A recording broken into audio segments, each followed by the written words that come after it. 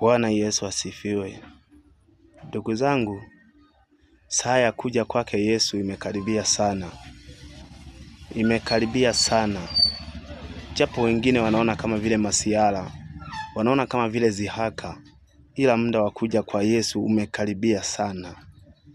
Wengi sana watabaki.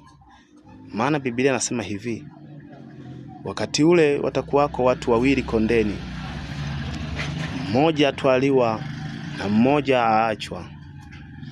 Na wakati huo watakuwapo wanawake wakisaga ngano, mmoja atwaliwa, mmoja aachwa.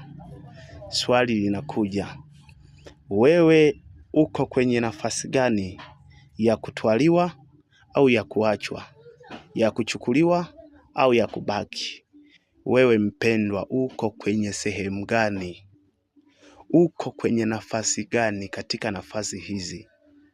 Katika kitabu cha Mathayo sura ya 24 ndio nakuuliza wewe, upo kwenye nafasi gani?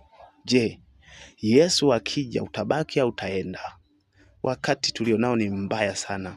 Wakati tulionao ni mchafu sana. Leo Yesu anawaonya wateule wake mara kwa mara. Yesu anawaonya watu wake mara kwa mara. Sijui kama wewe Yesu amekuonya. Sijui wewe kama Yesu amesema na wewe. Au wewe Yesu amekuonya tena, amekwambia jihadhari hili, au wewe jihadhari na hiki. Yesu amekuonya?